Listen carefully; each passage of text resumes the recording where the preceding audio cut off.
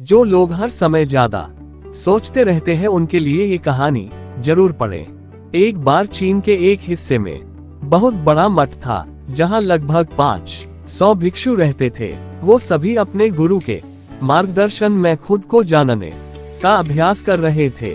एक दिन एक लड़का उस मठ में शिष्य बनने के लिए आया। उसने मास्टर से कहा, मास्टर मैं खुद को जानना चाहता हूँ, मैं सच की तलाश कर रहा हूँ, मैं पता लगाना चाहता हूँ कि सच क्या है। मास्टर ने उसकी ओर देखा और कहा कि अगर तुम सच जानना चाहते हो तो तुम्हें अपना पूरा जीवन दांव पर लगाना होगा। सच को जानने में तुम्हारा पूरा जीवन लग सकता है, फिर भी इस बात की गारंटी नहीं है कि तुम्हें इस जीवन काल में सच का पता लगेगा या नहीं। क्या तुम इसके लिए तैयार हो? शिष्य ने कहा, मास्टर मैं यहाँ पीछे मुड़ने के लिए नहीं आया हूँ, मैं इसके लिए तैयार हूँ। शिष्य ने कहा, मास्टर मैं यहाँ पीछे मुड़ने के लिए नहीं आया हूँ, मैं इसके लिए तैयार हूँ। गुरु ने कहा, अगर ऐसा है तुम एक काम करो, इस मठ में 500 भिक्षु है, तुम उनके लिए चावल कूटने का काम करो।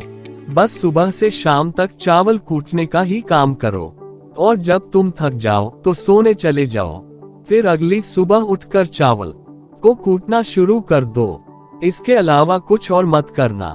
किसी और चीज के बहुत जल्दी उठ जाता था और रात को देर तक चावल कूटता रहता था।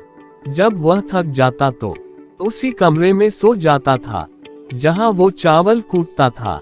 वो किसी से बात नहीं करता था और ना ही कोई उससे बात करने के लिए उसके पास आता था।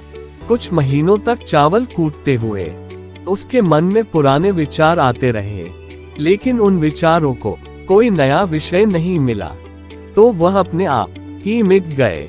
धीरे धीरे उसके मन में विचार कम होने लगे। कुछ सालों के बाद तो वो अपना नाम तक ही भूल गया। वह हमेशा चुप रहता और विचारहीन अवस्था में बस चावल कूटता रहता। उसने ना तो कभी ध्यान किया था और ना कभी शास्त्र पढ़ा था। मठ के बाकी शिष्य उसे मूर्ख समझते थे। ऐसा करते हुए 12 साल बीत गए। 12 साल बाद एक दिन मास्टर ने घोषणा की, अब मेरा आखिरी समय आ रहा है और मुझे अपना उत्तराधिकारी चुनना है जो मेरे बाद मठ का मुखिया होगा। इसीलिए मेरा कोई भी शिष्य है जिससे लगता है कि उससे आत्म साक्षात्कार हो गया है और उससे खुद को जान लिया है, तो रात को मेरे दरवाजे के पास आकर इस दीवार पर कुछ पंक्तियां लिखे जिसमें उसकी जिंदगी का सारा अनुभव समाया हो। कई शिष्यों ने ऐसा करने के बारे में सोचा, पर मठ के प्रमुख शिष्यों में से एक ने वहां जाकर कुछ पंक्तियां लिखी। उसे बौद्ध धर्म ग्रंथों का बहुत ज्ञान था।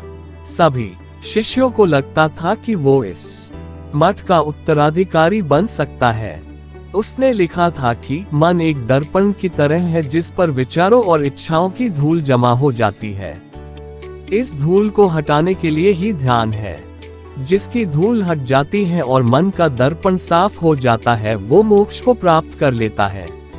अगली सुबह जब मास्टर उठे और उन्होंने इन पंक्तियों को देखा और उन्होंने कहा कि किस बेवकूफ ने ये सब कचरा मेरी दीवार पर लिखा है। वो शिष्य जिसने ये लिखा था वो चुप रहा। हालांकि उसने जो पंक्तियां लिखी थी वो ज्ञान से भरी थी, लेकिन ये सब किताबी ज्ञान था। वो शिष्य बहुत चालाक था। उसने पंक्तियां लिखी पर उसने नीचे अपने हस्ताक्षर नहीं किए, क्योंकि वो स्वयं इसके बारे में निश्चित नहीं था कि ये सही है या नहीं, क्योंकि उससे आत्म साक्षात्कार नहीं हुआ था। गुरु ने पंक्तियों को पूरी तरह से खारिज कर दिया। ये देखकर सभी हैरान रह गए। ये घटना पूरे मठ में चर्चा का विषय बन गई। इस विषय पर बात करते हुए दो शिष्य उस शिष्य के पास से गुजरे जो 12 साल पहले यहाँ आया था और दिन रात चावल कूटता रहता था। दोनों की चर्चा सुनकर वह धीरे से हंस पड़ा। दोनों शिष्य ने उससे पूछा कि तुम क्यों हंस रहे हो? दोनों शिष्य की नजर में ये चावल कूटने वाला तुच्छ ही भिक्षु था। किसी ने उसे ना तो कभी ध्यान करते हुए देखा था ना ही कभी शास्त्र पढ़ते हुए। हर कोई उसे मूर्ख समझता था, जो बस चावल को ही जानता था।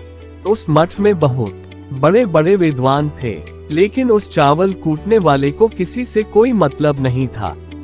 इसीलिए वह दोनों शिष्य उसे मुस्कुराता हुआ देखकर चकित रह गए। उन्होंने फिर उससे पूछा कि तुम क्यों हंस रहे हो? उसने जवाब दिया, मैं इसलिए हंसा कि मास्टर सही बोल रहे हैं। ये सब पंक्तियां कचरा है, इन पंक्तियों का कोई मूल्य नहीं है। वो दोनों शिष्य चौंक गए। उन्होंने उसे पूछा कि क्या तुम ऐसी पंक्तियां लिख सकते हो जो इससे भी बेहतर हो?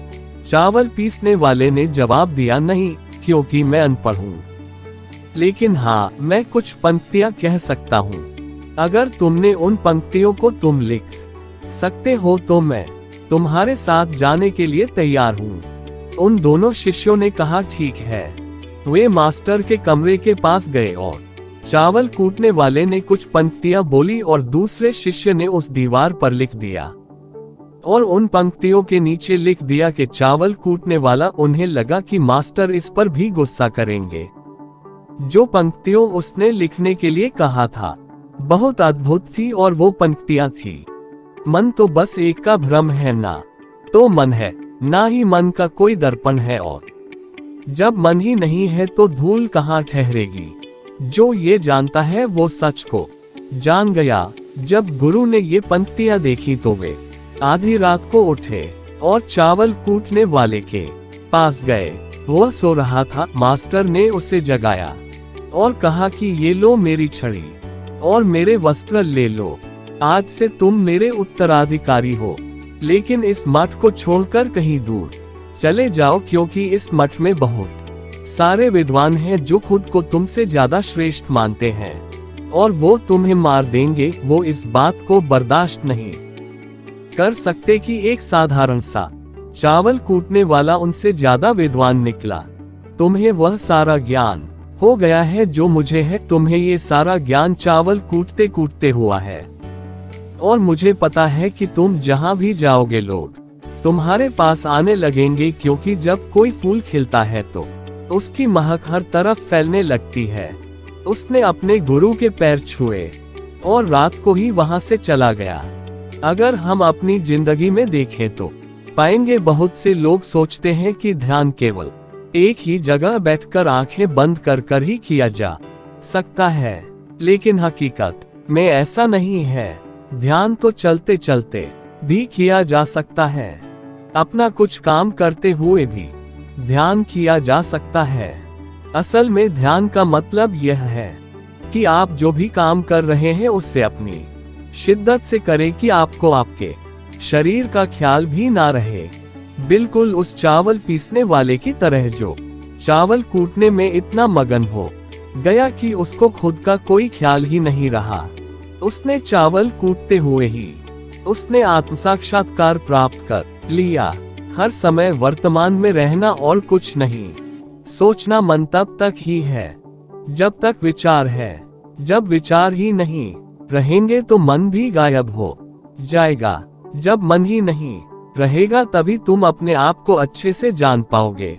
असल में हमें अपने वास्तविक रूप को जानने के लिए कोई अन्य साधना करने की आवश्यकता नहीं है।